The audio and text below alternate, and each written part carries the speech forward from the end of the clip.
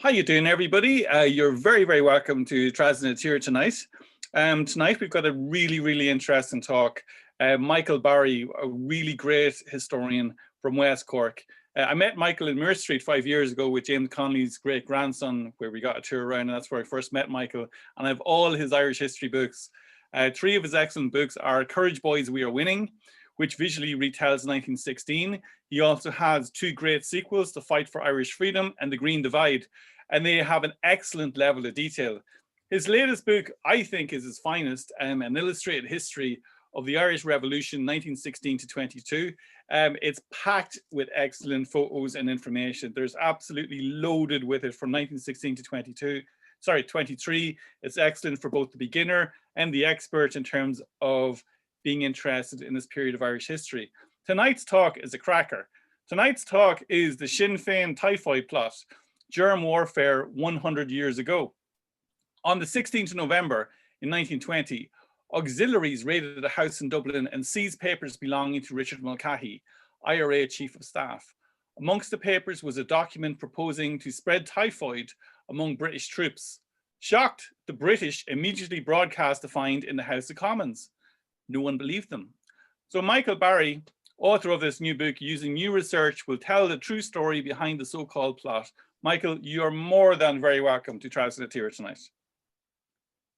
Thank you very much, Marcus. I'm really honored to be on Trasnet here, which is a brilliant initiative.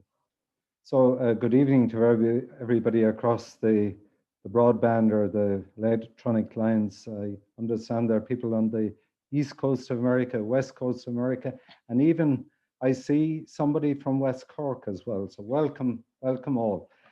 So this evening, I'm going to talk about an event that occurred in Dublin during the War of Independence. And as it happens, it took place a mere 1.5 kilometers where I'm sitting here in Rathgar.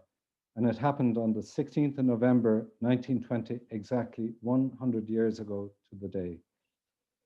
So as Marcus said, a document was found in a raid which purported to show that the IRA were planning to spread typhoid among British soldiers.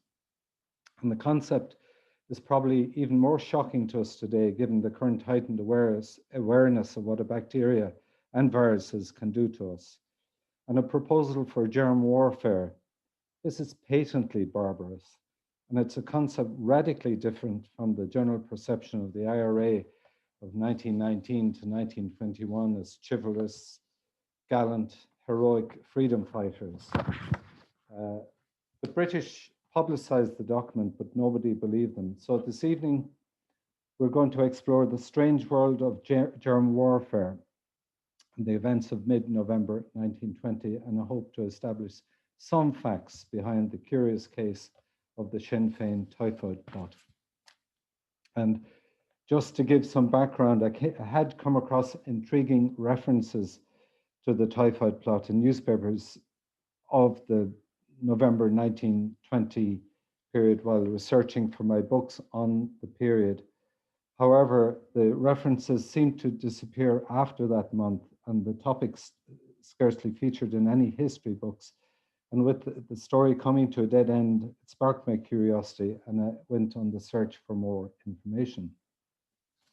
And just to give a bit of context, I'm going to rapidly outline how the war, very quickly, how the War of Independence developed. So you see here, the spark of 1916 hadn't been extinguished. There's a poster here on the left showing the heroic volunteer in front of the GPO. And as the rebels were released towards the end of 1916 and the beginning of 1917, they joined Sinn Fein, which was rejuvenated, and it won a wave of by-elections. And then in tandem with this, the Irish Volunteers reorganized. And the December 1918 general election, Sinn Fein gained a commanding 73 seats. The first All-Ireland was held in January 1919, and this ratified the Irish Republic declared in 1916. And coincidentally, on the same day, as the first Dáil, the ambush at Soloheadbeg in County Tipperary occurred, and this heralded the advent of a ruthless guerrilla war across the country. And the RIC were the first to be assaulted, and by the end of 1919, they had to be withdrawn from the smaller, isolated barracks. As the year rolled on, Michael Collins established a squad whose mission was to eliminate spies, the scourge of previous Irish independent movements. And it was 1920 when the War of Independence really grew in intensity. The Black and Tans were recruited mainly from the UK for the RAC, and the paramilitary force, the Auxiliaries, were deployed across Ireland. Crown forces expanded their operations across the country, and the British Army was drawn actively into the conflict. And the photo below you see of the Austin armored car by the RAC barracks at Ennis, just to show you how the British Army had spread all over the country, is incidentally one of 130 that the master colorizer John O'Byrne did for me in my book on the Irish Revolution. The British government, Lloyd George, at the beginning of 1920, felt obviously they were suffering with all the bad things occurring in Ireland. And so in the spring of 1920, there was a shake-up of the Dublin Castle administration. And this man, as part of this, Brigadier General Ormond de Lepe Winter, arrived in May as head of the Combined Intelligence Service. And he soon brought a new vigor to the British intelligence system. And amongst many initiatives, he set up a raids bureau in October 1920, which organized targeted raids in Dublin based on intelligence gathered from various sources, particularly a network of informers and touts. It is fortunate that the Irish had an irresistible habit of keeping documents. They would hide them in the most unexpected places, but they seldom evaded discovery by the trained sleuth. Ormond Winter wrote this fairly patronizingly in his autobiography. All captured documents came into the Raids Bureau in Dublin Castle here, and they were carefully analyzed, and it led, they efficiently analyzed the intelligence and organized more raids. So there were nightly raids across the city on Republicans and sympathizers, and Winter claimed, again in his autobiography, that the period from October 1920 to July 1921, there were over 6,300 raids, and these searches were carried out all over the Dublin district area. And the people who carried out the raids were military and auxiliaries. You see here 2 Crosley tender loads of auxiliaries posing in front of Amiens Street Station. Again, these are one of John O'Byrne's colorized photographs. And so one of the raids occurred at 5 o'clock in the morning of Tuesday, the 16th of November 1920, in South Dublin, just off the South Circular Road. This was at the home of Michael Hayes, who was a Republican activist. It was at 49 Longwood Avenue at the Grand Canal end of this avenue of Victorian red brick terrace houses. The red dot on the map shows you that it was quite close to Windsor Terrace and the Grand Canal. And a very important person was in hiding there. This was the IRA Chief of Staff, Richard Mulcahy. Now, the task of directing the IRA was into having some semblance of a regular army was proving difficult for this meticulous but introverted man. This is against the background of the clandestine life he and his senior colleagues had to endure. But despite this, he was effectively the linchpin of the IRA General Headquarters.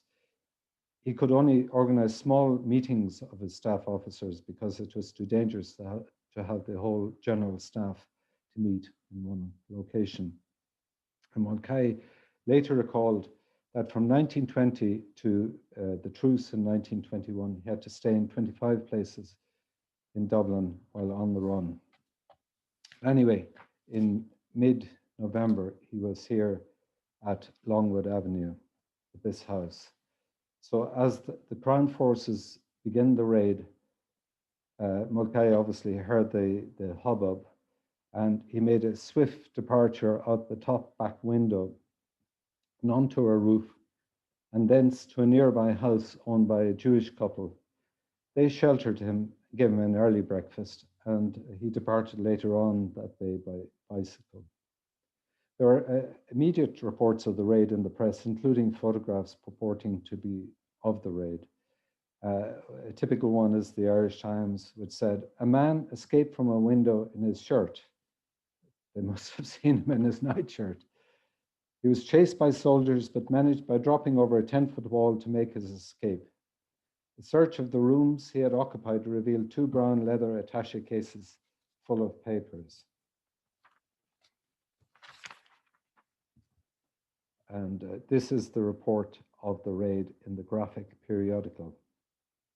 And it refers to Professor Hayes. Hayes himself was an interesting man.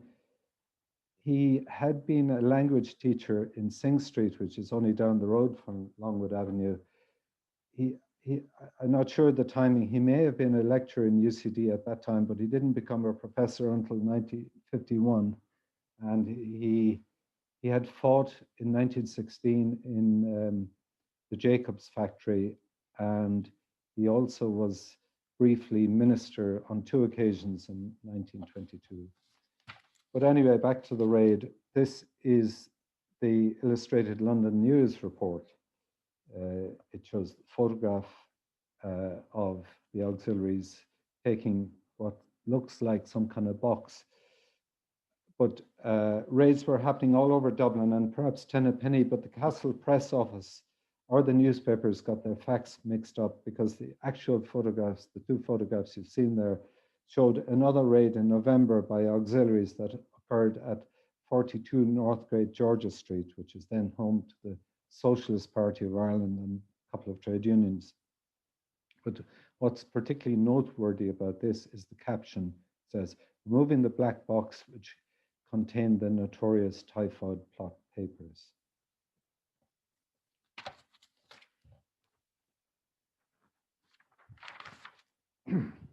And so what did they mean by typhoid plot papers? Well, the British reported they found documents, one of which was supposed to show a plan to spread typhoid among British troops. And there was also a document proposing large attacks in Britain. And in today's era, with our COVID pandemic, perhaps it's even easier to understand the great alarm engendered among the authorities after finding a document talking about typhoid. However, as well as alarm, there was immediate appreciation in Dublin Castle of the opportunities for propaganda. The Assistant Undersecretary in the Castle, that's deputy to the Chief Secretary, Mark Sturgis. Here you see him smiling, sitting in a group photograph at the back of Dublin Castle, but he maintained a particularly racy diary, a very interesting diary actually. But his diary entry at the time shows how he is enthused by this find. He wrote, "A raid last night on the house of the IRA Chief of Staff has been productive of some amazing good stuff. The papers seized give evidence of the most thorough and complete plots to murder individuals, poison troops, horses, etc., to blow up the Manchester Ship Canal, etc., etc. This will look good in print." And later on, he noted that the papers collected in the Mulcahy raid are absolutely smashing and should practically kill the English support for Sinn Fein. Hamer, that's Hamer Greenwood, the Chief Secretary for Ireland, is delighted with and will smash the debate with it next week. And Brigadier General Ormond Winter underscored the importance of the documents when he arranged to fly them immediately to London by RAF Bristol fighter, which may have looked somewhat like this one here.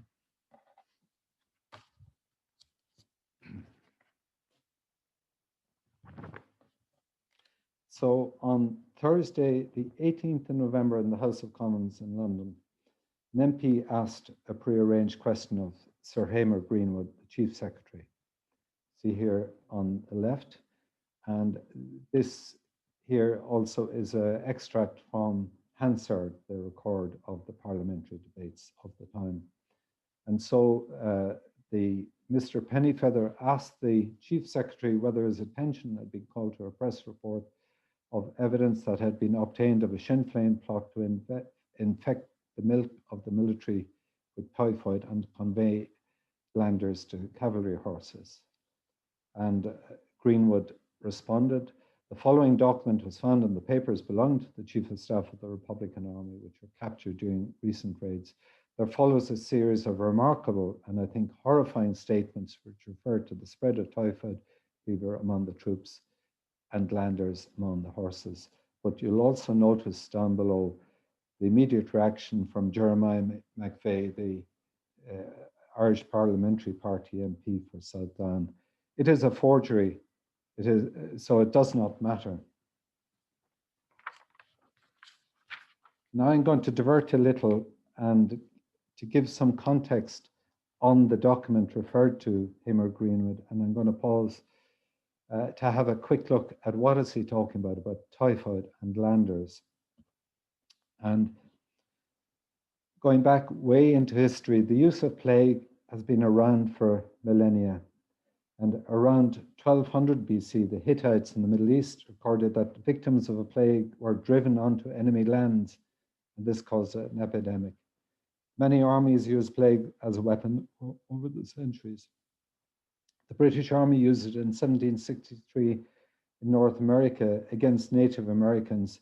During the siege of Fort Pitt by the Indians, a British officer in a parley handed over blankets that had been exposed to smallpox by the to the Indians in an attempt to spread it among the besieging forces. And here's a print showing Napoleon's Grand Army in 1813, soldiers in Mainz in Germany, very much suffering from typhus, as you can see. It was quite a factor in the Crimean War of 1853 onwards. Typhoid and other diseases resulted in the British Army, for example, one winter that they had only 7,000 troops available with 23,000 troops unfit for battle. And on the bottom right, you can see Florence Nightingale came to the rescue and she set up proper systems of hygiene and hospitals for the troops. Typhoid fever is carried by bacterial infection. It's not a virus, and it is spread through the fecal oral path, causes high fever, intestinal hemorrhage, and sometimes pneumonia. And very interestingly, no more than coronavirus, people can carry it without knowing they're infected and can thus spread the disease. And the typhoid bacillus was first formally identified in 1880, and one of the most famous typhoid carriers in history was Irish. She was the Irish immigrant to New York, Mary Mallon. And this is a magazine article of 1907, which shows she became known as Typhoid Mary. And this tells the story how she was a prisoner in New York's quarantine hospital because she was detained for infecting the families she cooked for. And during the late 19th century, typhoid fever was one of the main causes of death for the British Army in overseas garrisons. An epidemic of typhoid actually caused the death of 8,000 British soldiers during the Boer War. However, in World War I, no more than now, a typhoid vaccine had been developed, and in the last 3 years of the war, over 90% of British soldiers were inoculated against typhoid. But typhoid fever has not gone away. It still kills people, kills around 150,000 people annually still. I'm just going to talk about glanders. It's an infectious disease. Again, it's caused by a bacterium. It affects horses and mules and is spread through contaminated feed and water. affects the respiratory tract, and later on can cause the death of the animal. And the disease has been known since the Middle Ages. During World War I, horses and mules were essential for all armies to transport artillery and other war material. The Germans had a lot of form in spreading glanders during World War I. Their agents deliberately dispersed it among the Russian army horses and mules on the Eastern Front. And in another instance, the German agents spread it in mules, which were being shipped from neutral Argentina to the British Army in Mesopotamia. But the most publicized case occurred at the end of 1915 in the then neutral United States. The Germans did a lot of sabotage effects during the time the United States were neutral. And they spread glanders among the horses of the US Army and horses and mules, which I think were being shipped to the Allies during the time of neutrality. But a US-born German agent, Anton Bilger, brought vials of glanders and anthrax from Germany and set up a laboratory in Washington, DC, where he began to incubate cultures of these diseases.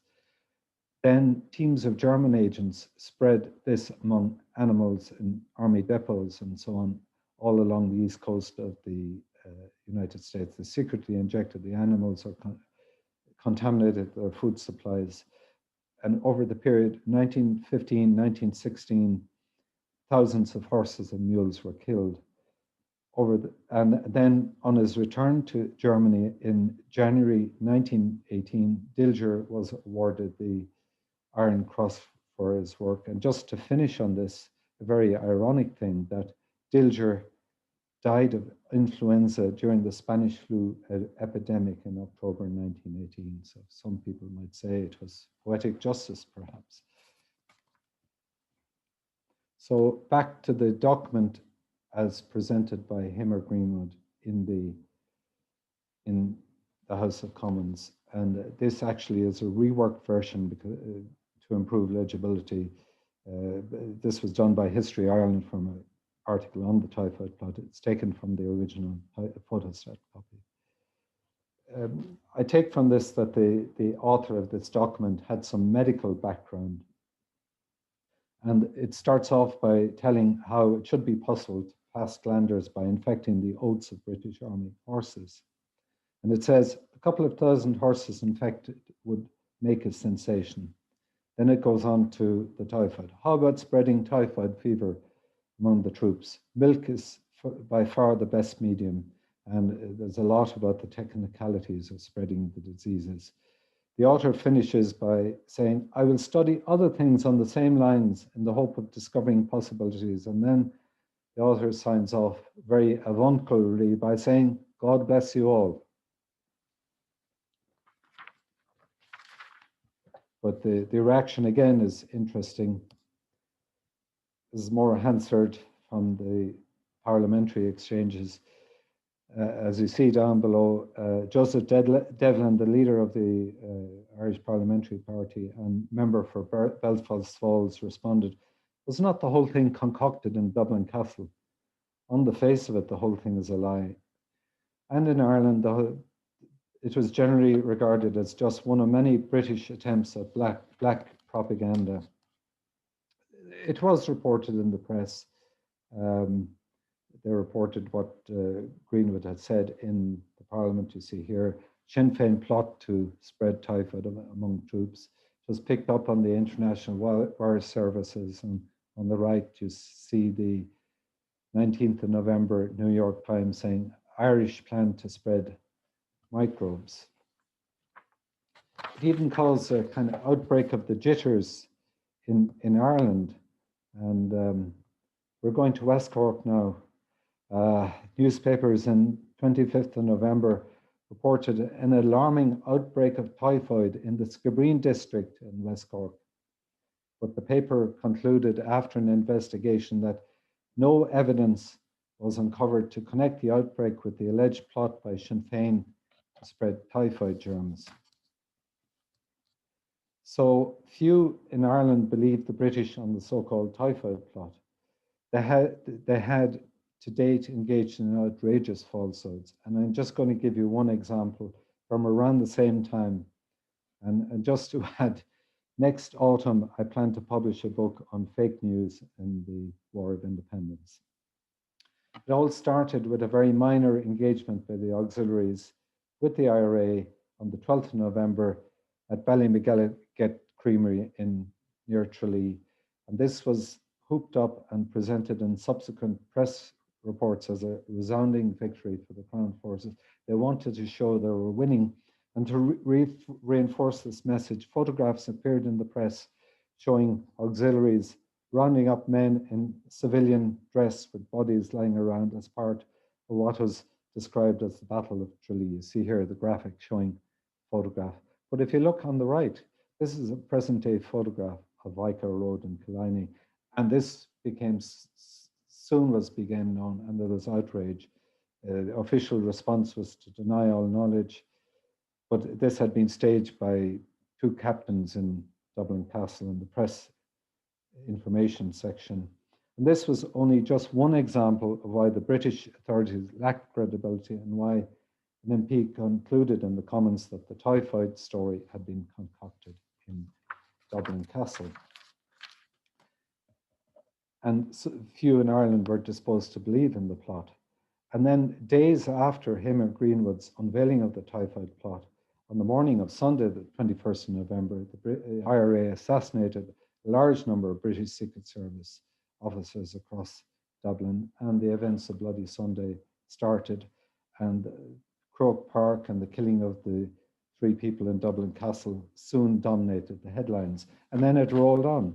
The other major events occurred, such as the killing of the Auxiliaries and at the ambush at Kilmichael on the 28th of November, if you up here on the left, and then soon afterwards on the night of the 11th of November, sorry, the 11th of December, the Auxiliaries went on the rampage and burnt the centre of Cork. This is a photograph, by the way, again colorized by John O'Byrne, showing the Dublin fire engine that was sent to help put out the fires in Cork. And it kept on getting worse, and the War of Independence rolled into 1921, and there were even more ambushes and spectaculars, such as the burning of the Custom House. And so the alleged Sinn Féin typhoid plot was totally forgotten in the press. And it was, in Ireland, it was regarded as just one of many British attempts at black propaganda. And as I said, there's little further reference to it. So I went to try and look into this a little bit more. So back to my search, and I came across a reference to typhoid in the witness statement, in a witness statement. This is in the wonderful military archives, the Bureau of Military History. There are nearly 2,000 witness statements of veterans of the Irish Revolution, really. Anyway, this one was by John Plunkett, brother. You see here his mugshot. He's brother of the executed Joseph Plunkett. And he did make mention of the raid on Hayes's house in November 1920, where, as he said, Dick Mulcahy barely escaped capture, leaving his attaché case with all his papers behind him. These papers contained various plans of proposed operations against the British, one of which was Dick's own proposal to put typhoid germs in the water supply of Portobello Barracks. Dick had been a first medical student, and somebody remarked about his suggestion, "What else could you expect from a first medical?" This gossipy stuff and a few inaccuracies within indicates to me that among the ranks of the IRA, other than what had appeared in the newspapers, there really was generally no knowledge of a detailed plan or any real details to wage this kind of germ warfare. However, I did find more detailed and specific reference to typhoid in the witness statement of James O'Donovan, who had been the IRA Director of Chemicals at the time. He was responsible for firing chemicals for making explosives and all those kind of armaments. And in his statement, he described how he had experimented with explosives and chemicals during the War of Independence, and he did mention typhoid, but I'll just briefly divert to another element of unconventional warfare that O'Donovan refers to, the use of gas, as his description of Richard Mulcahy's general attitude to gas is illustrative of the IRA's senior command's general attitude to unconventional weapons. So O'Donovan had experimented with gas, and in his statement he said, another thing I was put on was the making of poison gas, tear gas, and things like that. I took it that we were going to use these gases, and I did not think very much of the possibilities. However, the IRA did indeed make a gas attack, but from the sounds of it, it was just a form of tear gas. On the 11th of April 1921, the Dublin Brigade of the IRA made a major assault on the London and Northwestern Hotel. This is it on the left, and all its red brick goalie, still intact, wonderful building. This was the base for Q Company of the Auxiliaries. And as O'Donovan recounted in his witness statement, solutions of phosphorus and carbon bisulfide packed in small bottles of grenade size had been prepared for the attack. The attack started at 8 o'clock in the morning, and the IRA opened fire at the front and sides. Both explosive and gas grenades were hurled through the windows. See, this photograph on the bottom is of the auxiliaries celebrating their escape, I guess, after the attack. See at least one broken window there. But most of the explosive grenades didn't explode. And in this photograph on the left, you see them being displayed afterwards. However, the gas bottles had some effect. The Daily Mail, you see here on the right, explained it was the first occasion on which poison gas has been used by the rebels. And it told how upper rooms were filled with the vapor and many were untenable. People in the vicinity were overcome by the fumes. So the reaction of the Chief of Staff, Richard Mulcahy, before this, at the time of the conscription crisis of 1918 to gas is interesting, as evidenced by what O'Donovan said as he continued talking about gas. I learned from Dick Mulcahy that what we were really working on was to take safeguards against poison gas, the use of which during the imminent imposition of conscription was expected. And he continued, I was working on the making of helmets and goggles and masks which could absorb the poison gas. So this gives some indication of Mulcahy's attitude to unconventional weapons such as gas.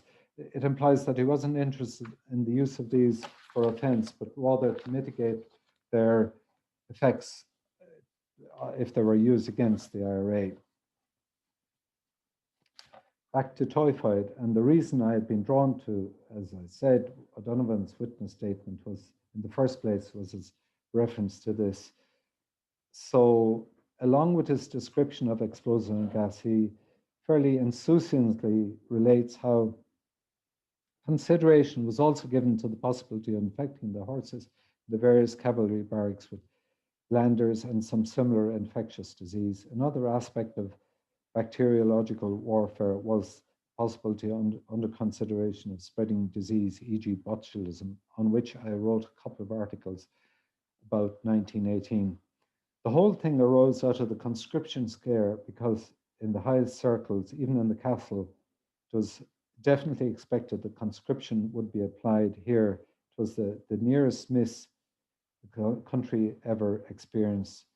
And he continued, after the conscription time, about March 1918 would have been the critical period. So I take from this that he had contemplated the use of germ warfare during the conscription crisis of 1918. However, I get the impression that it was in the past tense by 1920. And back to Richard Mulcahy and what were his actual intentions with germ warfare or otherwise. And I was curious about the document seized on the night of 16th of November, and I visited the UCD archives to check out the Mulcahy papers there. And I did find a reference to that night. And it was a record of an interview of Mulcahy with, interview of Mulcahy by Maura Bani Brua, who's daughter of Terence McSweeney. And this took place in February 1962. And I'll just go into a little bit of background because it's kind of very chatty thing, because Mulcahy had been a very good friend of McSweeney, and Maura was his goddaughter. McSweeney had been deported from Ireland in February 1917. He was interned in Britain, but he was released several months later. But during his time in Bromyard internment camp, he married Muriel Murphy, a member of the wealthy brewing family in Cork. And as you see here on the right, Richard Mulcahy was the best man. He was very close friends with Terence McSweeney, and just to illustrate the friendship even more, they'd send this letter to advise his good friend Terry, just elected as Lord Mayor of Cork, to be careful because, of course, his predecessor, Thomas McCurtain, had been assassinated a few weeks beforehand. He was alarmed that McSweeney had been going about Cork without protection, and he finished, "We must be able to show that a simple rainy protection had been arranged." So this gives the background that the interview with McSweeney's daughter in 1962 was a chatty one. And it started with Mulcahy recounting how McSweeney had stayed with him at Hayes's house at Longwood Avenue in the summer of 1920. He continued,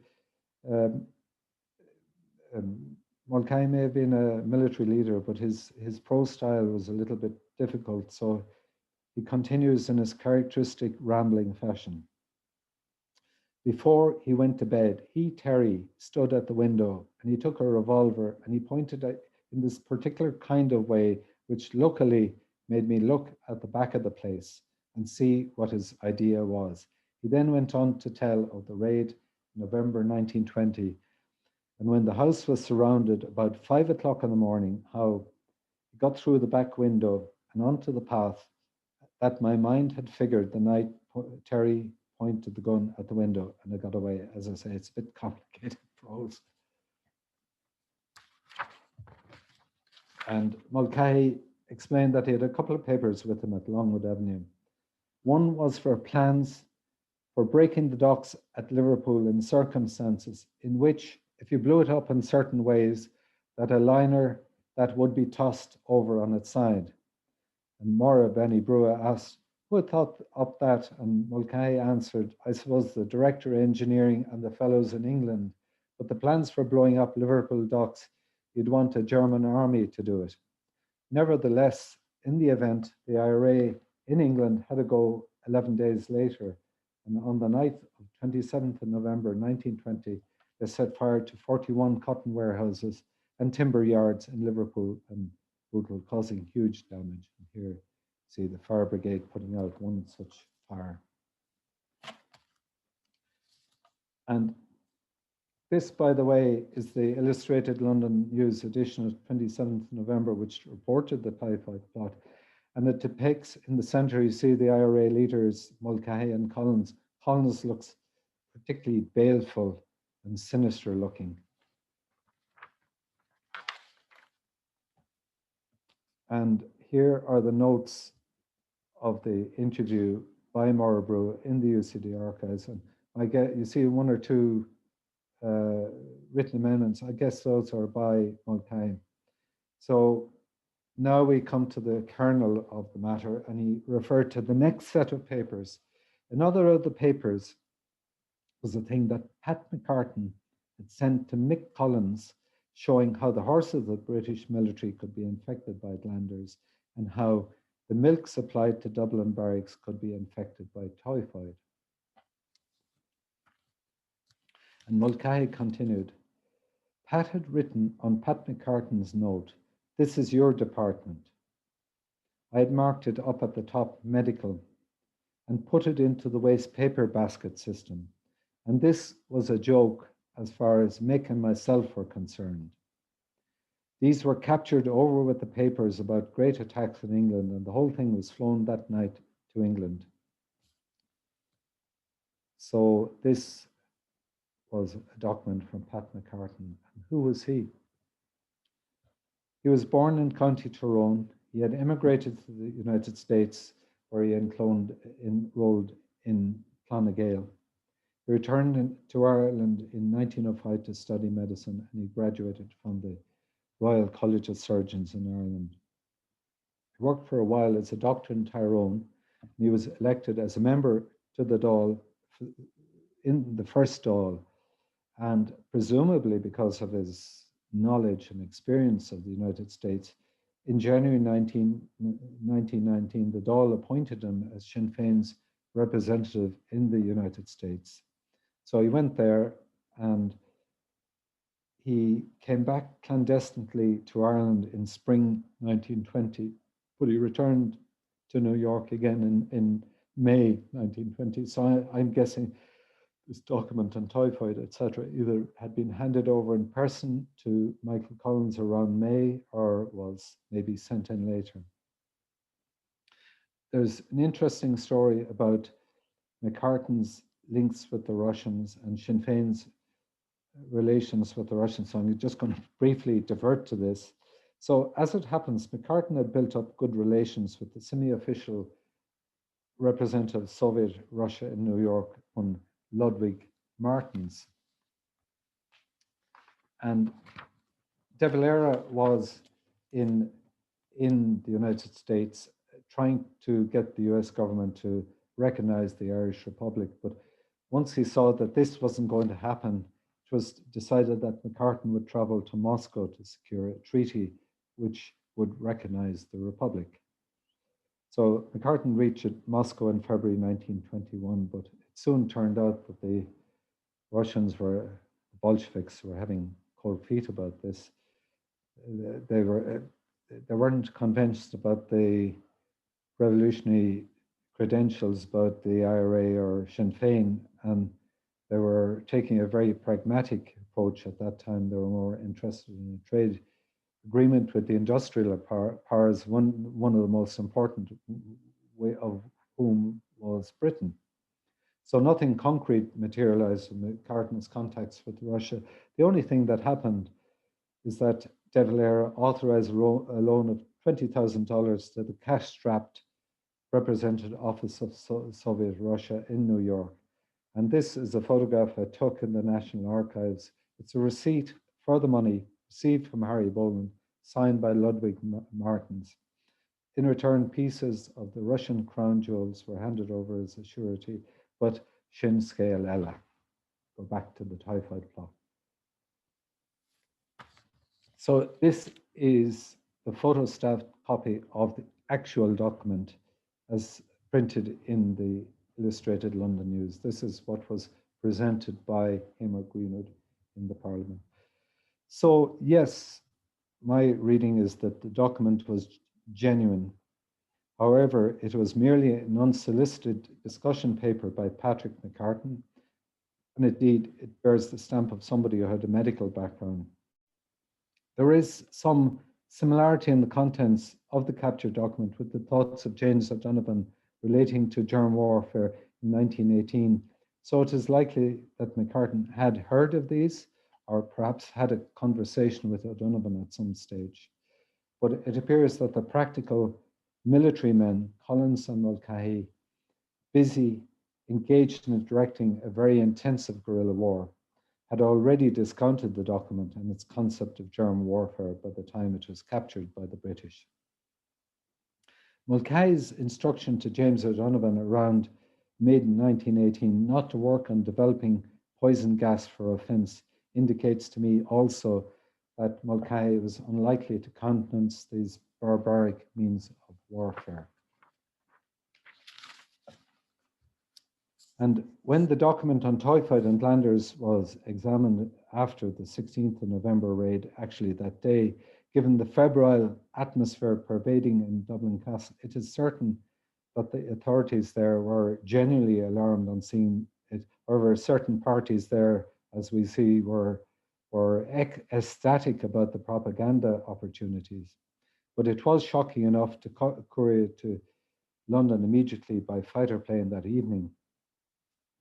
And him or Greenwood, in turn, lost no time in divulging the document in the Houses of Parliament in Westminster.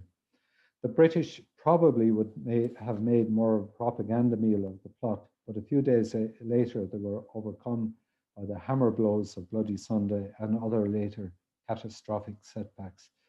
There was now new propaganda to be made and events to be spun, and so the Sinn Féin typhoid plot faded from history. And thank you all very much for your attention all over the world. And before I go, I just want to thank Marcus Howard for technical advice and much else, and also to Liam O'Sullivan for the wonderful Trasna na Tíre initiative. As their website says, Trasna na Tíre brings history into the 21st century. And it's not just for COVID times, and I'm sure and I hope it'll continue and flourish through what we might call Norman times as well. Thank you very much. Thank you, Michael. Well done. It was really, really interesting lecture. We have some really, really, really, really difficult questions for you. You'll be delighted. Let's see. So don't worry if you can't, okay? But was it, okay, first of all, why did Dublin Castle feel the need to use the typhoid plot as black propaganda? Well, actually, this is the ironic thing. It wasn't propaganda, it was true. Yeah. They had forever been engaging in black propaganda, and it's a bit like a crying wolf. When they started to tell the truth, they had found this document and it was horrific. Nobody believed them. Okay. How did incidents like this, did it undermine British public relations, let's say, in terms of like getting the Irish on board? Or as I said, I don't think it had really any effect in Ireland, and the propaganda effect of it was very limited. If all the catastrophic events like Bloody Sunday and burning of Cork and Kilmichael and so on hadn't occurred, they could have taken the time to really milk this one. Pardon the phrase, I know it was milk in the barracks laden with typhoid, but they could have milked this quite intensively to show how barbaric Sinn Féin was. By the way, I've done a lot of research now on fake news at the time, and just as background, the British during World War I had developed a fantastic propaganda machine, really, really efficient. They'd suborned press agencies like Reuters. They had subsidized papers across the world. They had built up a great, very efficient machine for propaganda. And by contrast, the Germans were cack-handed. They made a total hames of propaganda. Okay. But ironically, during the War of Independence, even though some veterans of the propaganda, and there was some black propaganda too, such as a German's corpse factory, where the story flared up that the Germans, the dead Germans in the trenches were carted off to a factory where they're boiled down for glycerine. And this ran in the papers. Anyway, one of the veterans of that story, the person who had instigated that story, was in Dublin Castle during 1920 in the press office of the police authority. And he was behind Vicar Road. There were other things as well. They really issued fantastical stories. So they weren't believed. Tola Collier has got two great questions. Where are the captured documents from the 10th of November raid archived currently? I think they would be in the National Archives in Kew, which of course I wasn't able to go and visit. No, I do get out. That photostat copy is of the actual document, which was reproduced in the Illustrated London News. That reverse black and white is the way the technology, how they took copies at that time. And he also asked, was any other form of unorthodox warfare like gas or incendiary mentioned? Not that I'm aware of. I haven't heard of tear gas being used. Okay. However, it's nothing to do with the War of Independence. But when I was doing my research on the fake news bit, and I was looking up the past histories of the protagonists of this, the British officers and the personnel who came over to direct the various press offices. One was Major Charles Fuchs, who had been behind gas in the British Army during World War I. Their division or whatever countered the Germans' gas attack. And he had suggested using poison gas in the Northwest frontier in 1919, 1920. He came to direct the press office of the Army in early 1921, and I forget the phrase, but he said something that you may recall that I was engaged in a poisonous activity while I'm engaged in a similar poisonous activity now. But just to throw in, it's an interesting thing as well. I came across a report on gas that back to the beginning of the Civil War, 1922, after the killing of Sir Henry Wilson in London, and the panic in the British cabinet, and they wanted General Macready to attack the forecourts, and they were getting ready ships to come to Dunleary and RAF fighters to bombard the forecourts and all that stuff. But one intriguing thing, that they also sent a consignment by motor torpedo to Kingstown of a gas, SK gas. Now I think it's a tear gas, but that's interesting. It was never used. Whether it was to hand over to the Free State Army or whether it was to keep in the British Army stores, I don't know. But as you mentioned, like it's often used in war. One thing that I found interesting, I just want to get your thoughts on it. I did a documentary on Joseph Plunkett, and Joseph Plunkett, as you know, was IRB. And when he was in Germany, he was negotiating for arms and discussing tactics with Colonel Rudolf Nadolny in 1915. But at the same time, Nadolny was shipping anthrax and glanders to the German embassy in Romania to target animals in the Russian Empire, and also sent out biological agents to Spain, USA, and Argentina. Could have been anything to this plot years later, seen as Mulcahy was IRB as well? No, I doubt it very much. No. Okay. It's interesting. I was surprised at how the Germans got up to bad things, but they had funny codes of practice. Again, I was looking up the fake news bit or the propaganda during World War I as background, and you know how the Germans executed Nurse Cavell in Belgium, a British nurse. Yes. And that went around the world as brutality. But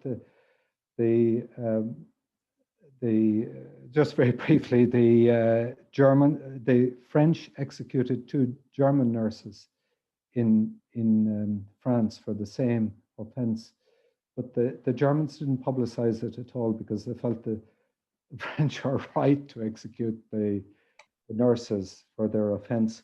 So the Germans had a very funny sense of morality during the World War. Okay. Connor said Richard Mulcahy's handwriting is unmistakable. I'd agree there were his edits in the interview documents. Yeah. Tola was wondering where the bacteria was to be refined for use. Let's see. Jane, thank you so much from the US. Liam Shorthall, thank you. Interesting talk. Christina McMullen, absolutely fascinating, Michael. I have all your books and I look forward to your next work, as do I. Connor, thanks, Michael, and kudos to John O'Byrne on his colorization. Have to admit, Connor, John O'Byrne is fantastic with the colorization. Been a big help to all of us. Patrick Kilfeather, thank you for a wonderfully illustrated and informative presentation. Brian said, very interesting talk, thank you. Finola Finley, terrific presentation, Michael. Horrifying the IRA would contemplate this after the horrors of war. Do you think they would have gone through with it if circumstances had allowed? No, and it was all in the context of conscription. If the British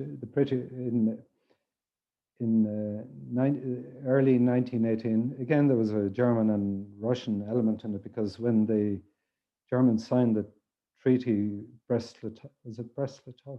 with the Germans moved their divisions to the Western Front and made a great incursion into on the Western Front and pushed the British and the French back, and the British were in panic, and they were contemplating the unthinkable, namely of introducing conscription in Ireland. And this generated horrendous resistance across the board from everybody, from the Irish Parliamentary Party to Sinn Fein, everybody united against it. And so really, I think the discussion of O'Donovan during the conscription crisis in 1918 was of a sort of Armageddon event.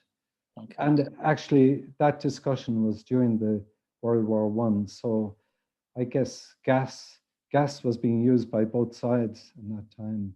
So maybe gas then. But I don't think Mulcahy was a ruthless man. No doubt about it. Look at his execution in December. Or he was one of the protagonists of the execution of the 4 hostages, if you like, in Mountjoy, December 1922. But I think at another level, he had a sense of honor. And I don't think, my reading of it is 100% that this was handed to him, and he had no intention of acting on this bacteriological germ warfare business. Okay. Colm O'Rourke, excellent lecture. The detail was enlightening, passionate research. Conor Dorr, brilliant again. Thanks to all involved. Kieran McMullen, thanks for a great talk. Tuala Collier, thank you very much, Michael, for your very thorough, provoking talk. I look forward to your next book. It is excellent. Where can you get your book, by the way, Michael? Do you have to ask? Well, books.ie is very reliable, and they have signed copies. It's on easons.ie, bookstation.ie, and it is distributed among most of the shops in Ireland, and I think you can ring up and click and collect in most of them. So, in all good bookshops. Okay. Sheena Barry, well done, Michael. Most interesting and a little known episode, Sheena. Tola, thank you. Des Dalton, thanks, Michael. Fascinating talk. Christina McMullen, the last book is absolutely fantastic, and love John's colorizations of the photographs. Sheena Donovan, thank you, Michael. And Tras and Tira and Easter Rising Story, so glad I could make it. Tola Collier said SK gas was developed in South Kensington. It was a tear gas. Darren said, brilliant listening, Michael. I'm looking forward to your next book. Thank you from Dundalk. Yay, another person from Dundalk. Tola Collier, apparently SK gas was used in Iraq in 1920. And Ian McAlkeer, Ní Trasna Tira Inish, Iach Trasna on Down, Gurumila Maya Gov as Alvin. I can make it some of that. Sorry, my Irish is atrocious, but I know what he meant. And Deirdre has asked, last question, what did Pat McCartan go ahead as, is the question. What happened to Pat McCartan, I suppose? To be quite honest, I have read it, but he would have, he came back, I'm not sure, was he a TD later on? No, I think he was actually. I think I can answer that actually. He was, and there was an issue with the crown jewels being buried up Harry Boland's mother's chimney, I think, for a couple of years as well.